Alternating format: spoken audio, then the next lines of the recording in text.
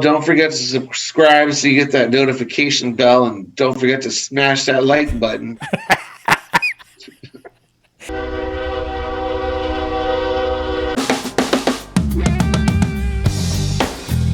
This is LA Kings Fan Talk with your boys, Rodney, Rob, and Darren. What's up, Kings fans? Welcome to another show. Today we welcome back the man, the myth, the legend, also known as Long Beach Joe. Oh, hello. I don't know if that's my name, but I'll take it. Well, I, for one, am very happy that the Kings won tonight because this show was going to happen tonight, no matter what. And it was not going to be pretty had we lost 3 games in a row. However, the Kings found a way back into the win column with a 4-3 overtime victory against the Blue Jackets tonight. Rob, what are your thoughts on the Kings win tonight? Tonight's win was pretty damn awesome. Just when things look bad, you 3 goals in less than a minute, and you think, oh my God, is this going to be the start of the undoing? I mean, you could really see how that can turn the whole season around. If we lose there and fall on our face again, it's just things snowball. But to come back, Arvidsson pulls it out of his ass, and I'm going to bring a little something up. I don't think if Peterson's in the goal, I don't think we win that game. Just throwing that out there early, because I'm sure we'll talk about our goaltending situation a little later. But God, how important are those 2 points? The way the standings are, with Vegas right on our heels and Edmonton crawling up our ass, and it is as important a 2 points there's been the entire season. Agreed. Joe, what do you think? Yeah, I would agree. I mean, the first period they were playing pretty well and just not scoring. So, yeah, to echo Rob, because I think that happened in the Dallas game too, where were they up by 2 goals and then they let them score 3 in a row. I don't remember how it happened, but it just all of a sudden the floodgates opened, and in that game they came back and they had a chance, but yeah, this one definitely well earned, I would say. And yeah, get it somewhat lucky in the fact that they got scored on in overtime and get that overturned, which was obviously legit. And Jim Fox clearly misread the play, because when they're replaying that, I'm like, no, the guy in the middle is the one who was offside. I don't know how he missed that, or leave him alone. But I love Jim Fox. He's a gem. He's a treasure.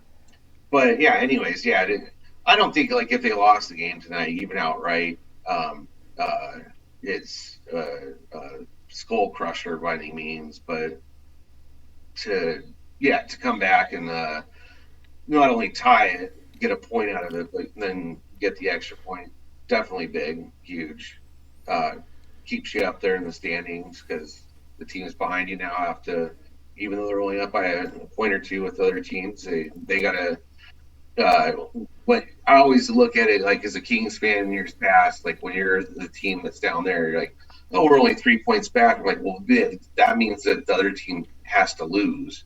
So as long as the team above you is winning, it's just making it harder and harder. So yeah, from that aspect, huge win. And then I'll talk about that, ramble about it later, but it's just awesome to seeing depth scoring. There are guys, nobody is consistent the whole season, but there's always a guy that is on a roll. And tonight, Arvidsson gets the hat trick, and he's been hot for the last 4 or 5 games. So, yeah, all that's huge. So, keep on trucking. Darren, what'd you think? Yeah, I thought it was much needed 2 points. I don't know if it was a much earned 2 points, but I'm happy they got it either way. I think they with that play in the second period, I mean, I would have been happy with 1 point, but I'm glad they got two. I mean, Arvidsson had how many chances in that game, and I'm glad he got the hat trick. He could have scored 5, I think, with the posts he hit. But yeah, I mean, we just got to keep. We keep getting into this last couple games. We've been getting into this like get behind, and we didn't have the fight, so it was good to see them fight back. So that was good from my perspective. I like that. So, but 2 points, 2 points. Now we just gotta keep going. Like Rob or Joe said, we're ahead, so we just got to keep playing our game. If we go like 6-4 every 10 games, we should be fine. I think 600 the rest of the season gets us there. So we just got to keep winning. Lemieux going out. That's exactly where I was going. Okay, with him going out, we still dominated a good portion of the game, and that's even with the line juggles. I mean, when Kaliev's line goes out there, they're with a different skater double shifting every single time. And you want to talk about a line that has been our most consistent driver, just because the same three guys going out there, and now all of a sudden we got a whole line that's basically a different line every time they take the ice. I thought it was pretty. I think they did earn their 2 points. I mean, because there was some adversity in that game to fall behind, to be without, a consistent line once Lemieux went out, and to battle back. I thought that was pretty damn awesome. So. Yeah, I mean, I just look at it from the perspective of Columbus is, are they barely above 500? Or are they 500 team? They were 3 games above going in. Okay, so but they're out of the playoff picture pretty bad in the East. But to me, it's like that's a team that we need to just not even let them in the game. You know what I mean? Like the way the first period went, and towards the end of the third, where we were just dominating play.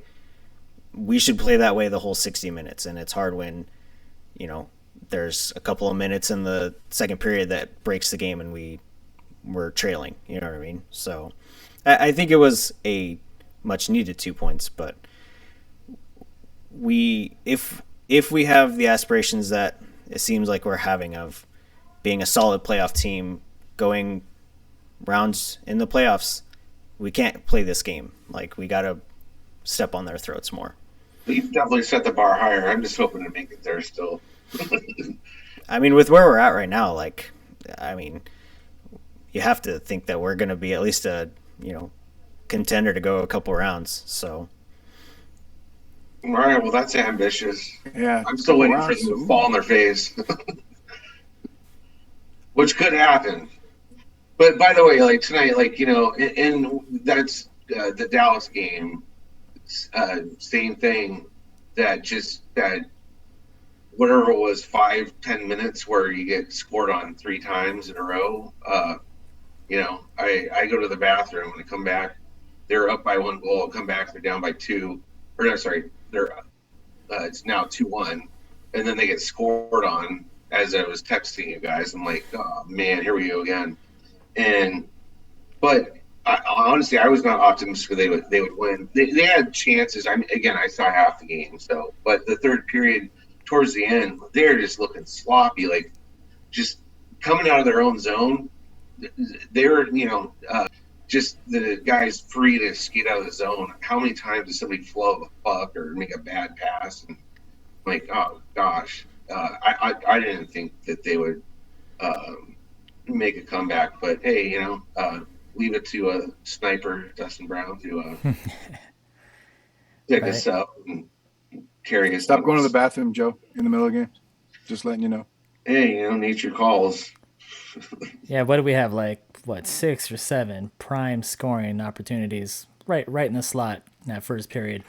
But what do you expect?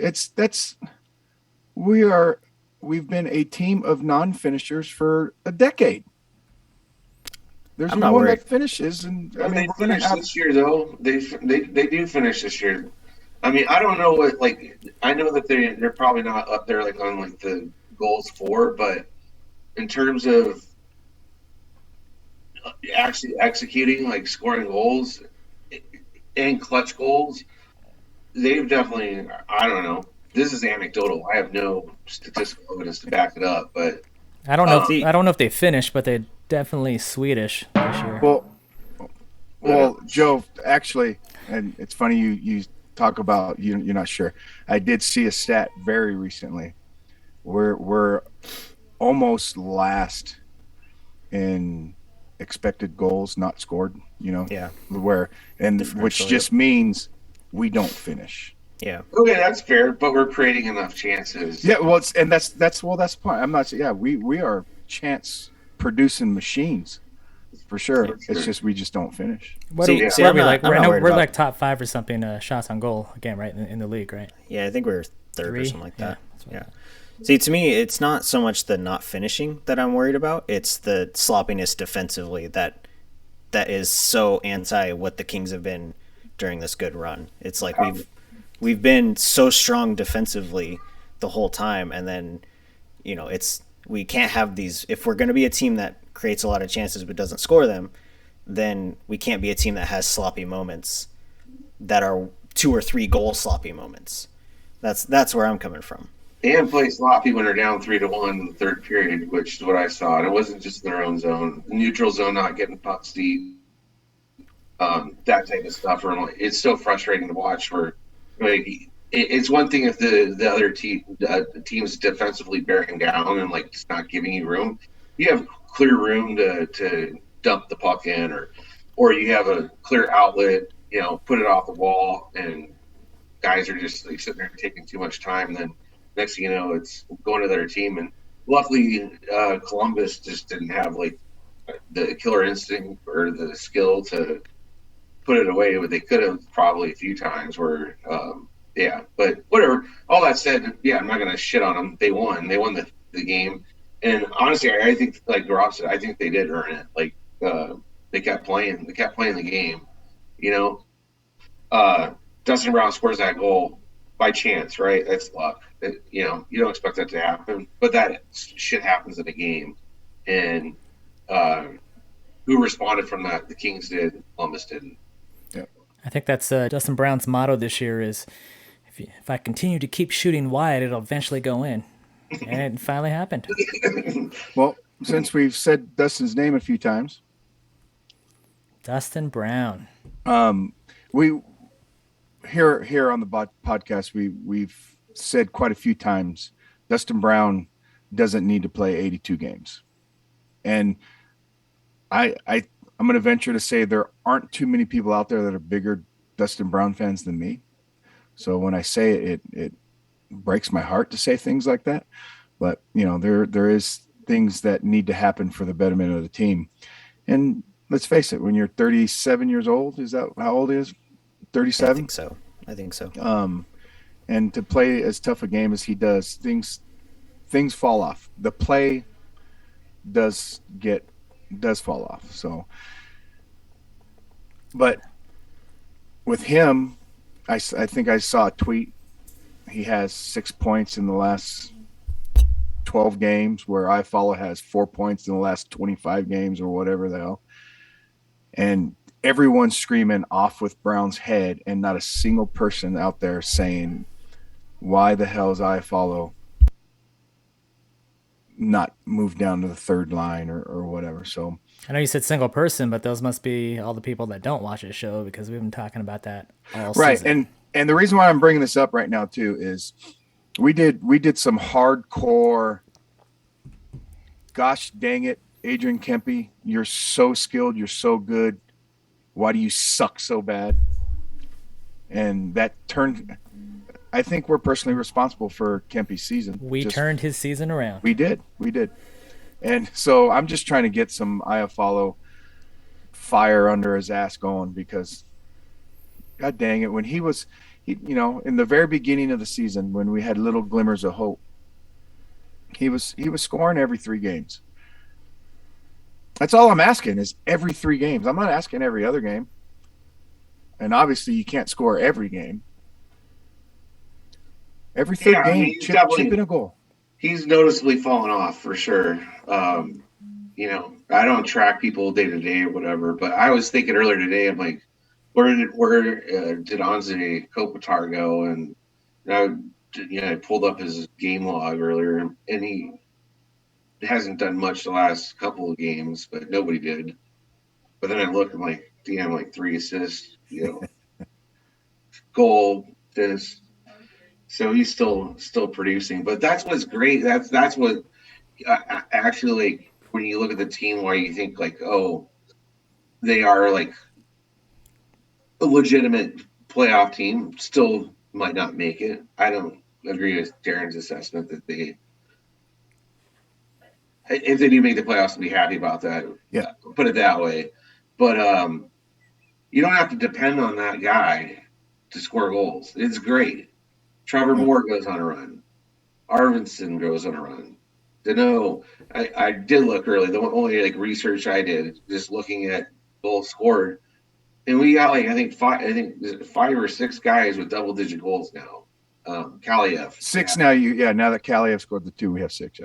Yeah. So that's way different than a lot of Kings teams, aside from the Stanley Cup winning teams, and that really only happened when they were in the late stretch of the season and into the playoffs, where they got production out of every single line. And so that's what makes my heart warm about this team, is that where you have, like, you don't see a line go on the ice like, oh gosh, just make sure the puck's in their end. And I mean, no more Andy Andreoffs and just Jordan Nolan's.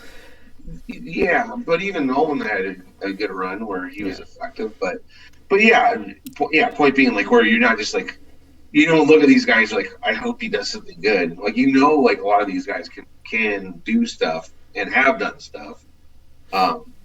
So that's why I have optimism that I did not have at the start of the season.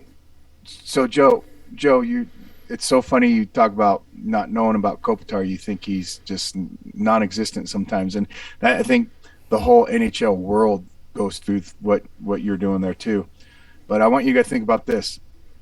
Most Kings fans are just loving Kempe, and he's our MVP this year, and Arvidsson should be right there as well, MVP. The whole second line, with their 30 point, like all 3 guys on the second line have over 30 points. But think about this: 35 points for Arvidsson going into today's game, before today's game. 40% more points, and then he would equal Kopitar's 50 points. That Kopitar has over 50 points already. It's just the quietest, almost point per game kind of thing that goes on, and we're just so blind to the grind he does. I think you're misinterpreting. I expect that. I'm just saying that, like, over the last week or two, it's not so much that he disappeared as you have other guys that are carrying the team. Right. That's what I'm saying. Oh, yes, exactly. So, like, that's where I'm like, usually when Kopitar disappears, the team disappears. Yeah. And I don't think that necessarily, looking at the stats, apparently he has not disappeared. I'm just saying, visually watching the games, like, he's not the factor. And then also, I don't know what game it was, like a game or two, it might have been Dallas, where he just made some non-Kopitar. You expect, he's a robot. You expect him to do stuff. But, yeah, I mean, any player is going to have, periods where they're not great. I guess what really stemmed my comment about saying that, like, where is he at? He made noticeably characteristic plays. Sorry, got a couple of drinks in me here. Over the last few games, where, like, oh man, like, you expect him just to, he's going to get the puck deep, and then I think he turned it over in the Dallas game, and he had an ugly backhand pass through the middle today, turnover. Yeah, that's another one. But yeah, I mean, what I was I guess maybe more trying to say is, maybe he is not playing that well, but it's overshadowed by the fact that there's people that can pick up the slack, which years past, not like that. Again, the exception being like the 2012 to 2014 Right. Kings. It's funny you say that, Joe, just because the people I've been watching the game with lately, you just hear while the whole season, actually, I've heard more Kobe, damn it, Kobe. You just don't, not used to hearing that a lot, mistakes, right? Yeah. Yeah, I think But he's his been a little. And it's not missing a scoring chance. Or a bad pass. It's the little things. Yeah. The puck Yeah. out of the zone. Right. Although he did miss the scoring chance today, he was fed a one-timer across in Oh, today's man. game, and Wide I open was, net. I was like, Wide open. oh, Let's talk about Lemieux's injury. How do you see that affecting the Kings moving forward? Darren. Yeah, I mean, I think it's going to affect a little bit in the sense that we don't have quote unquote tough guy anymore. He, prior to like the last couple of games, I think his play had dipped a little bit, but I think the last couple of games he had been kind of bringing it back on. Of course, we had been losing, but that's not a good sign. But I think depending on how long he's out, it could mean Grundstrom's going to get a lot more run. I don't know if they're going to put Athanasiou in that spot because he's not obviously a fighting type guy, but maybe he fits with Lizotte and that speed. But I don't know if they'll make a move to like fill his spot. I think you either bring up someone from Ontario or you fill it with Grundstrom. Like I think that's the answer in my mind. What do you think, Rob? well, here's my hot take on it. It actually might be good for the Kings. So you think about with the fall off of Iafallo, the Dustin Brown just not being an everyday player, and now you take out Lemieux, some spots have now opened for some juggling. Right. For some juggling that I think we as fans have been screaming for a while. Why not? Now that there's an opportunity, let's move Kaliev up. Let's move Iafallo down. Let's, out of necessity, we have to start filling in some holes that are being made. So this almost solidified, because that fourth line did not want to be touched because of the driving success they've had. And arguably the driver of that line is now not there. Well, let's mix some things up while we can, if he's gone for an extended period of time, But I'm all for a little bit of a juggle, as long as we're keeping that second line together, because right now that's our driving line of the offense, of the defense, of the possession, all that stuff is running through our second line. Then let's mix some things up and see if we could catch some magic somewhere else. So, see, I'd even be fine if they mess with that second line. If they wanted to make, over the next like 10 games, if they wanted to make a couple of changes where it's like Moore goes up, Iafallo goes to the second line. How dare you, Darren? Because we know that line works, and we could put it back together, and we know it works. You know what I mean? So why not try Iafallo in the Moore spot and Moore up? You know what I mean? Like. Just mix it up. I can tell you why not, but I understand what you're saying. Yeah, I'm just saying, like, try it for a period even. Like, does it, a game, 2 games, does it work? Does it not? Okay, we can fall back to our old line combos. Just like you said, try for a period. Well, like with him being out this game, did you see Byfield and Kaliev on the same line a couple times? And I'm like, ooh, look at the kids together. They even put Byfield up with Kopi a couple times. Yeah, so. They benched. I don't know if you guys saw. They benched Anderson Dolan. Oh, and they benched Brown too. Yeah, they benched Anderson Dolan. I think he got 2 shifts in the third, and Byfield had basically all of his shifts that he would have normally had. So, Darren, is it too much to say that I'm damn mad that you're trying to break up the nice line? It's like a hat trick of puns there. I think it's too much. I think it's too much. I think those nicknames all suck. I think we need a better one. So yeah, I guess.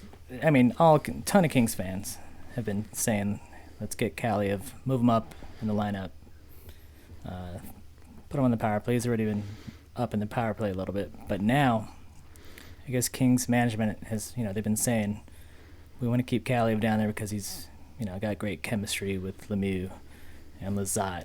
They don't have that excuse anymore. So, yeah, if they rolled with something like Iafallo, Byfield, Kaliev, and then on the fourth line had Lizotte, Brown, and then rotate either Grundstrom or Double A in there.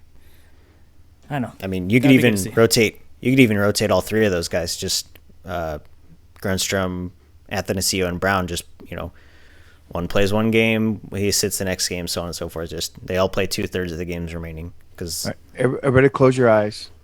Fast forward 5 seasons. Chromiak on the left wing, Kaliev on the right wing, power play 1. Okay, back to our regular show. Can you imagine having Kaliev and Furk on the same power play on both sides? Hey, no comments, Darren. I'm talking to these other guys right now. Speaking of which, they had the State of the Union for the Kings thing, and did you see that they flat out said Furk will not be with the Kings unless there's an injury. Yeah, I did see that. That tells me that the Kings aren't completely serious about winning this year. That's what that tells me. And Furk is he scored the overtime winner the night before. Again, he's just. And you all saw when we went to the game. He looks like an NHL player playing in the AHL. He's Furk doing what he needs to Furk do. He's doing Yep. it. Sticking with Lemieux really quick, with him being gone. Let's say that we hear back in a day or two that he's done for the season, or at least until playoffs. Do you see that affecting the Kings at the trade deadline? Would they possibly be looking for some kind of somebody to play the physical game or something like that to bring onto the team? Joe, what do you think? Yeah, I mean, obviously, like, he's the only player on the team that's going to, drop the mitts unless it's, some heated moment or whatever. But you don't think Sean Durzi could do that? I saw him chirping out there all game. No, I'm just saying. But at least Lemieux is going to go out there. He doesn't give a like he's going to, he'll drop him. That's part of his game. There are guys on our team that have dropped him and may drop them if they have to. But yeah, I don't know. I mean, honestly, I don't know. Like I don't know like who's out there, but like if you can get like a defenseman, because I think at this point that if you can get like a physical defenseman that's got that as part of their arsenal, or some other player, I don't know who's out there that would fill that. But are you going to go out and just look for that just specifically? I don't think I would, because while the team, the players clearly like him and appreciate what he brings, and I think what he brings helps the team, helps the players. There's just not that many of those players these days, at least players that can play the game, that you can put out on a regular shift and do that effectively. I think somebody mentioned Cal Clutterbuck. I think maybe that was one of you guys. I wasn't on here, so I was talking about him. I don't even know where he plays anymore. Just another guy that's an effective player that is not going to watch his player get steamrolled. I mean, I love Kopitar, I love Brown, but Brown's physical. He's never been a guy that fights. Do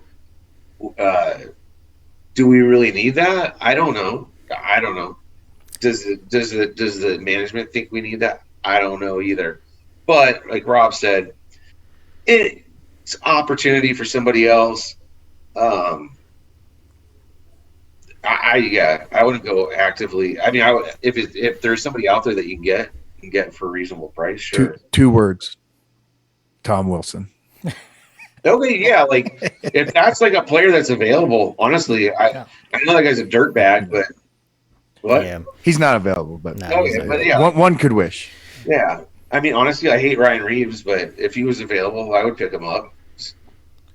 Just because Yeah. It's like Dean Lombardi used to say, battleship. Joe, I do have to say, you said, that all the Kings players love Lemieux. Brady Kachuk disagrees with you. I'm just saying that right now. But I think you're right. I think they do like him. I'll take Jonathan Quick's word over his.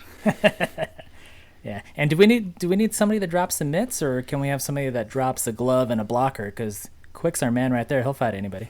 Well, fair enough, yeah, but he's limited to the blue paint there, so Yeah, and every other game as well. that's true too. Robert, Darren, any thoughts? Well, Darren, any thoughts on Yeah, I don't think we necessarily need to like fill his spot. I think we can do it with the guys we have, and like Rob said, this is a great opportunity to see what we have in a couple of the younger guys. Possibly, if we don't go the, Athanasiou, Grunstrom, Brown route on that lower line like we were just talking about. So, not to cut you off, Darren, but I wanted to bring this up earlier because Rodney said, Ferk's not coming up unless there's an injury. There's an injury. Yep. and here, just saying. Start it in the comments now. If anyone's listening, I don't even know. Do we have listeners anymore? Do we have a couple? Start it in the comments now. Let's hear it for Team Velarde. Let's hear it for Team Ferk. Let's hear it for Team Fagimo, Team Turcotte, whoever your favorite player is. I mean, there's people are so passionate about our Ontario Reign. There's so many guys we could bring up in this spot. 100%. I wouldn't mind seeing Velarde get another shot at this. Seeing him coming up, he's doing well enough. But I would hate to bring him up to put him in that spot. I think I don't think that would be right, but I don't think that would be fair to. But him, I don't think there's anybody we can bring up in that spot. So let's just, who's going to help us? Yeah, I think. Hey, Velarde can, but I would like to see Ferk myself. Doty scored his first goal of the season. We can sign him to an NHL contract for a day and see how that goes. Yeah. I was gonna say Aiden Dudas, and we'll just run the small line. Oh, Jesus Christ. Oh, man. But yeah, I mean, I don't think we need to replace him externally. I think if we're going to replace anything externally, it's for a top line scorer or a potential top pair defenseman. I'm sorry to even forget about it, but Elias Anderson has a little grit, and he went down. Scored 2 goals in his first game. He scored again tonight. I know he has at least one tonight too. He scored a pretty goal. Elias Anderson is another guy that I don't know. Who knows? Yeah, they might bring him right back up. Yeah. I mean, he is technically only in a conditioning stint, so I mean, he's probably the easiest one they could call up. So, and I'm sure there's a couple of people that'll put in the comments, how can you forget about Grunstrom? He's already up. You don't even need to bring anybody up. Yeah, but I think he should be on the roster even with Lemieux there. Like, I don't think he's a replacement. I think he should be there. So I'm part of Team Grunstrom. Right. And yeah, I would like to see Grunstrom in for Brown and give Brown a day off or two, and still bring someone else up. Yeah. I'm just not a fan of Athanasiou. Like, I liked him, but like I said in the last podcast, it's totally, to me, like, you guys do not feel this way. That it looks like Adrian Kepe, but older and not going to progress any more than just these spurts here and there. I don't know. So it's not that you're just not a fan. You're not a fan of the Greeks. I don't think he's going to be re-signed. So from that front, I wouldn't be surprised if he even gets moved if they're not going to re-sign him. If someone would offer us, yeah, that would make sense. Well, I'm thinking that's more reason they need to play him a lot these next couple weeks to try to use him as some kind of trade bait. You're not going to get shit for him anyway. Either way, like. Yeah, we might get a fourth rounder for him. A conditional. No, but even if it's a part of a package deal, though, No, that's where it would make sense. Is it just you're literally like freeing up the roster spot, and creating movement in the depth chart by doing that. Because I guess that's my point with him. I'm not like a hater with him. Like if we didn't have all these other players, yeah, I think he's still got potential. But he's better than Austin Wagner. Well, yeah, I was going to say if AA is setting the bar low. Yeah, I mean, if AA is a poor man's Kempe, Austin Wagner's a poor man's. Yeah, that's what he was brought in to fill that spot, So Yeah. But yeah. Anyways, yeah, I'm not trying to beat the shit out of him because like I do like the way he plays, but the reason I bring up the Kempe comparison because they kind of have that speed, both lefties, kind of shifty, and they both have done that same move too, where they go on the right side and then they tuck the puck under the defensive stick, and then they've been able to roof it. The little off-wing shimmy. Yeah, and what's his name's done that too. Speaking of guys that the you've guy been from beating up, Notes name. They must have watched him tape from Darren in the beer leagues. That's how they learned that move. Right. Yeah, I scored like 7 in my last 3 games. So there you go, Rodney. I want to take a few moments for everyone besides me because I've already given the love. I want some Olimata love. I want you guys to all say sorry and say, Olimata, you're pretty good. I won't say sorry because I never said he was really bad. I just said he wasn't the best. Okay. But Joe probably should throw a sorry out there. All right. What was your description of him last time we talked? A shit show.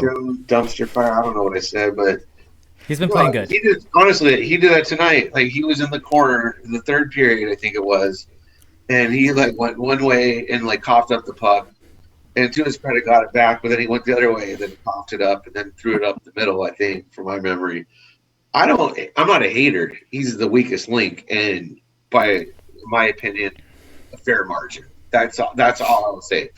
Maybe I was a little bit more dramatic of calling him a shit show. I'm not a hater. I respect your opinion, Joe. Yeah, no, I'm not. The thing is, I'm not hyper focused on those guys. By the way, I would say like tonight, like Sean Dursey, I don't think had a good game. Like he kind of was doing that same stuff where the hesitating and then, but most of the team was in the third period. And it was a dumpster fire for all of them in their own zone, like particularly towards the latter half of the third period. Like one good thing would happen, all of a sudden a player would be like,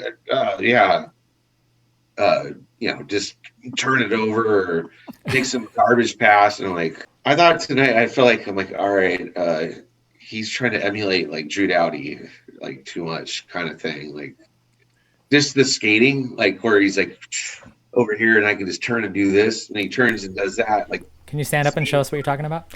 What's that? Can you stand up and show us what you're talking about? No, not at all. Sorry, am I doing the hand movements and all that? But no, it's just a lot of like where he's like, all right, I know how to do this, and then he turns and like fires the puck and like or loses control of it, and yeah, they're back trying to recover and get the thing out of their zone. Anyway, that's just an observation I had. I don't know. I only saw half, so I'm not gonna shit on him. He I don't think he had a great game today. Like you were talking about some of that stuff in the like defensive zone. I think he was part of their issues, but I think over the last like 10 games or so, he has been better than he has been. But I mean, I would like to, when Edler comes back, I'd like to see Edler with Dursey and Bjornfoot with Roy, because I think statistically and in a lot of areas, I've been frustrated with Bjornfoot because of like he cannot finish, and I'd love to see what could happen if they actually unleashed him. And like he didn't have that like, oh, I need to be the defensive defenseman with Dursey, so that would be fun. But can I just say this? Arvidsson having a hat trick tonight. He's had 5, 6, 7 goals over the last handful of games. Started off slow. Danault has been consistent the whole season. Edler was, in my opinion, steady at the beginning of the season until he got hurt, or as good as what you would expect, what you paid for. In my opinion, Danault and Arvidsson are earning their paychecks, if not maybe a little bit more. Bottom line is, all three of those were great signings. Like, you have to honestly give Rob Blake credit. Like, one, that he got them to come here. sign here, and maybe it's not. He doesn't deserve credit for that. Maybe he just gave them the money they wanted. Whatever. They're So here. They're here and they're producing, and that has never happened with Kings teams where they get free agents that are effective. And the only one out of them that's consistent is Dano, because what's his name's been hurt. And then Arvidsson, he's definitely streaky, as is most of the forwards on the Kings team. But I will just say, I was going to save that thought for this, and then somebody started, I think it was Armstrong, started putting it on the post-game thing, and I'm like, yeah, you have to give him credit. Yeah. So, Joe, are you saying that you will apologize to Mata for Rob if Rob apologizes to Blake for you? Sure. I like a happy world. I don't hate Mata. I don't have a problem with him. I'm just saying, like, just look at Dano and Arvidsson. Like, those two signings are like huge. I think those two players are a catalyst to the rest of the younger players coming into their own. I think we all agree with you. We were just staying silent. We just wanted to hear you ramble on a little more. It was really funny to listen to. And Rodney, but yes, Rodney, hating Rob Blake. I'm gonna put it on mute. Has nothing to do with his GM. Yeah, stuff, right? Me hating Rob Blake, the ex-King player, has nothing to do with Rob Blake, the GM of the Los Angeles Kings. Yeah, he's actually been doing pretty good lately. Yep. He still needs to comb his hair, but it's cool. Anderson and Doughty. They've been, the last 3 games especially, Anderson has been our worst defenseman. And you don't like that beautiful pass he had to the other team the other day? I think he's had 3 of them, 4 of them the last couple games. I think it's a little more than just that. I think the defense usually, I think we've been so good because we've been noticing how good the defense have been playing. I think all 3 pairings over this last 5 games or so have kind of taken a step back a little. I think that's why we're starting to see these breakdowns of goals being scored in spurts and stuff like that. I don't think all 6 of our defensemen, I can't say, have been super awesome great. I don't think I've noticed Roy like being super negative. I don't think he had his first goal. I think he's been like our best. He's been our consistent. best. Yeah, sure. But the thing is with Roy, it's like his variance is here, whereas like all of our other defensemen, they could either be way over here or way over here, and they've been all over here, which is negative. You know what I mean? So, are we ready to talk about goaltending yet? I think we're there. Because I tell you what, Peterson hit the save percentage. I'm a save percentage person when it comes to talking about goaltenders, and his sub 900 save percentage, I mean, it just leaps out at me.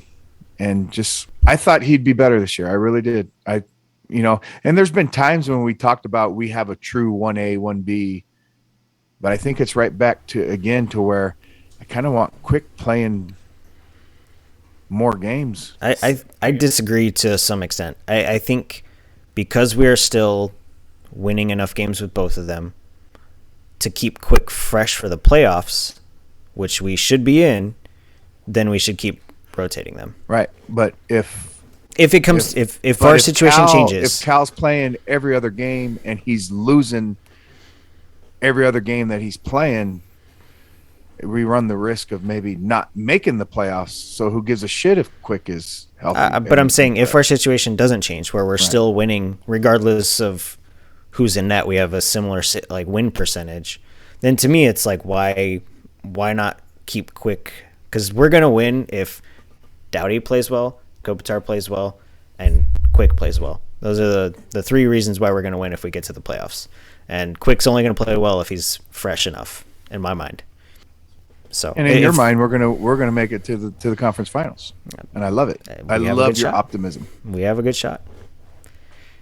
we match up well against a lot of the Pacific teams, and there we go.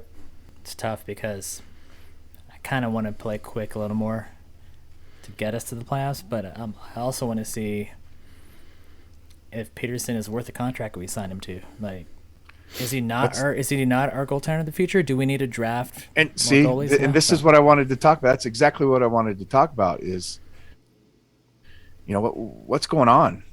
This is a guy that's supposed to be it for us. Because as much as I think goaltending in the minors for us isn't terrible by any means, but you do need I think every team needs an absolute stud in net to go far in playoffs. And I don't know, Cal hasn't been all that great. He hasn't been terrible, but Unless he's one of those goalies that is amazing in the playoffs and not so much the regular season. But we won't know that till we make to the playoffs. so there's the call out. Just called out Cal, called out I follow. If they don't score and shut up, and Cal doesn't throw a shutout. Yeah, I would continue just playing both of them for both reasons. One, to see what Peterson is. Let him swim or sink by his own devices, and same time he save quick. If he just completely shits the bed for 2 or 3 games in a row, then you maybe take a different game plan. But I'm not worried about I am worried about playing quick too much, but at the same time I'm not worried about I'm not focused on the Kings win the Stanley Cup this year, so I guess maybe I have a different mindset where if they make it, I'm still happy. Yeah, I don't know. I haven't paid attention to the goaltending, honestly, enough this season. I know Quick had a stretch where he's good, but he's also been Quick-esque, where he's had moments where he's given up garbage goals and stuff, too. So, Yeah, I guess I haven't been hyper-focused on Cal Peterson's play to be critical enough of him. Yeah, to me, I think that Boston game, I think him starting off with not making that first save, it was one of those they throw their head in the air and then Anderson turns over a goal and then they get a high stick goal and it's we're down 3-0 on a bunch of garbage goals that shouldn't have happened. And by the way, that was a high stick. That looked like a high stick. Oh yeah, 100%. Okay, yeah. I There's didn't some think fucked so. up shit like this, over the last few games, and tonight particularly. I'm not a guy to call it the refs and be oh, the refs are the reason the Kings are losing, but there was a play in the third period where somebody got pulled down, where it's clear as day. Trevor Moore got grabbed. Yeah, I think that's it. Was it in the defensive zone, in the slot area or something? Grabbed his arm, pulled him down. Yeah, but I'm what the hell? And there was one from the other night against Dallas where the same shit I think they scored their 4th goal, if I'm not mistaken. Whatever, they scored one of the goals in the power play when that little flurry. That the Kings player that immediately gets this same thing happens to him. Nothing's called. Again, I don't even yell at the TV for that stuff, but I'm used to it being a Kings fan for so many years. Yeah, and I like the fact that when I'm looking at Twitter and stuff like that, not a lot of Kings fans complain too much about the refs, unlike Oiler fans and Vancouver, and it's just nuts how bad they complain about the reffing. But yeah, refs haven't been kind to us forever. We're kind of just numb to it, right? Hey, one more thing. We haven't talked about Jared Anderson Dolan being called up and being thrown on the first line today. What did you guys think about his performance, Rob? He played today? Okay, we got on that. the first line. No, he it seemed like he was running on adrenaline in the first period. I saw some real good jump in his step and all that stuff, but then he did disappear the last two. I honestly, it was where'd he go? Yeah. So who knows? Yeah, he was flying out there in the first. And he deserved getting called up. He's one of, like we had said earlier, all these guys that are down in the minors doing so well. He's one of the ones he's tied with Furk for power play goals. You know, they both have like 11 on the season already. Right. He's definitely has the skill set, but his performance today, he came out like gangbusters and then just ran out of gas. I remember Oh, kind of. I was just gonna say Jared Anderson Dolan. He deferred a couple times yes. where I was like, All right, you're Steven, you're are you getting your recording chance. this? Shoot the puck. Exactly. I had those exact same thoughts. So I thought he, like Rob said, I think he played well in the first. I think he kind of disappeared in the second, and then he was strangely benched in the third. I don't know why. But to me, I think he's a guy the Kings really need to see what they have in him because he's not waiver exempt next season. And I think that's the reason why he was the first call up on this road trip, and he might get more games than we expect, especially with Lemieux out. Do I want him on the first line? Probably not. I think he fits better as he's going to be a second, third line, fourth line guy, you know, bottom nine kind of guy at his ceiling. So I'd love to see Kaliev with Kopitar and Kempe and move Jad down there with those guys. But Jad. But, you know, I think if we see more of what he did in the first, and like you guys were just saying, like less deferring. I think he had that 2-on-1 where he tried to make a pass, or it was a 3-on-2, and he tried to make a pass to Kempe, and the back checker got there right as he made the pass, and it was like, just, you had a wide open lane, just shoot the puck. At worst, shoot it low and create some chaos, get a rebound. You know what I mean? So, But that play in particular, I was like, what?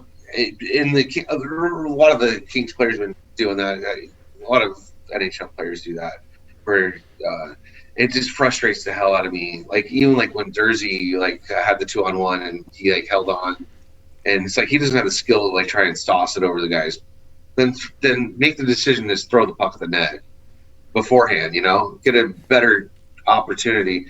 But with the JAD guy, whatever his name is, I don't know him at all. Like so.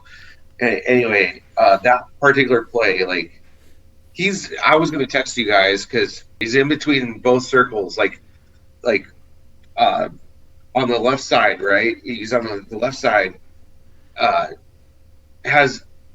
That's as good as a scoring chance you're going to get in an NHL game, right? Why are you trying to pass it to? I know that Kepe scores goals and stuff, and you're like, cool, if you want to do the simple thing. But that's your opportunity right there. You know, when you're a young player, that's your opportunity. Because what's the worst that can happen right there? You miss the net and it goes around and goes the other way. Yeah, and that's bad. But you gotta. It's easy to not do that. You throw the puck at the net, try to give yourself a chance to score a goal, or get a rebound, or just not make something bad happen. And you did. Instead of that, you complicated things by trying to pass it. And you just need to take a page out of Dustin Brown's book. Just shoot it, you know. Yeah, well, every player has to do that at some point, right? You just go, keep it simple. Just do something like, yeah. That was the only play that I really noticed from him, and it was like not necessarily bad, but yeah, frustrating. It's frustrating. Yeah, it's frustrating, but you understand why that happens. I mean, if I was in his shoes, I would probably have shot the puck at the referee or something. You know what he could have done to make a bigger impact is liked and subscribed to our channel, but I don't know if he's going to do that or not. I hope he does. I hope so too. Says some good stuff about him. Right. Let's talk about the next 2 weeks. We got Buffalo, Boston. We come home for a home and home against San Jose. And then Florida and Colorado and San Jose again at home. Obviously, the 3 San Jose games are ones that we circled that, hey, here's a lesser team, try and get some points from them. But it is San Jose, and for some reason they just give us fits. Always has, probably always will.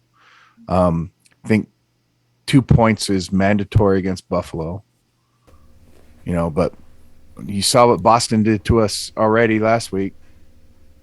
Florida and Colorado are the two best teams in the NHL.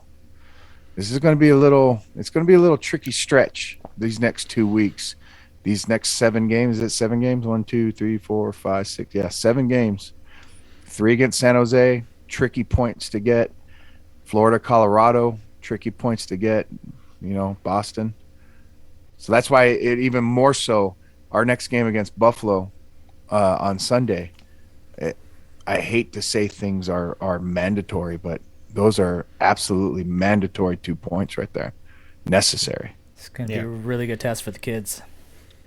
As you were listing them out, I kind of like we should win. We should get some points here. It was like, of course, if we get 7 or 8 points out of that stretch, I think we should be not happy, but fine. And if we get any less, I think we should be a little frustrated, especially because we have so many games against San Jose and Buffalo. So, by the way, I don't think any of the next 6 games are must wins because there's like 30 games left in the season.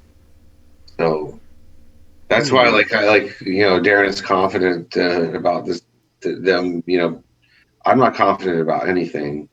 They could lose the next 30 games easily. So and they could win them all. I don't know, but I don't think any of them are a must win. They're in the catbird seat right now. That's the spot you want to be in. See, so to me, it's just try to keep winning. I understand what you're saying. Keep your head above water. Yeah, right? we're 25. I think it's 25 or 26 games after tonight, and it's like I think our number to reach that expects to make the playoffs is 95 points. So we need like 14, 15 wins out of the next 25 games, and we should be in the playoffs. And I think that's doable. And I don't see why the Kings shouldn't be pushing for that. And the reason why is because Kopitar, Doughty, and Quick are getting older. And, you just talked about how we don't know what we have in Peterson. What happens if the next group comes up and we don't have a good chance to win a cup? Like, you can't waste these opportunities. So that's why I think they should go for someone like Forsberg if he's actually available. Like, they should make a push for a number 1 guy, and they should make a push for the playoffs because these opportunities aren't guaranteed. And when you have Eminem. What? So you're saying they should go all in like my Rams did? Not necessarily all in. They don't have to, sell every prospect, get rid of every next first-round draft pick. But if they sold 2 prospects and 1 pick, I don't think that's going to damage our system so much for the chance to win a cup. And it might not, but the all in, just the urgency to go all the way. I'm a little with Joe on this. If we make the playoffs, awesome. Yeah, that's how I came into the season. Like but I said, with where we're at right now, I think I've said it a few times. We should make that push. It'll be great. It'll be great experience for the young guys, no matter what happens in the playoffs. But we have to make the playoffs, though. Yeah. I just think it'd be better. Like the worst thing is you go get a big player like that and they fall flat on their face. Then what? Yeah. Then it's like you had no faith in these guys to get you there. I guess that's my point. Just let them do what they do. They've got there themselves this far.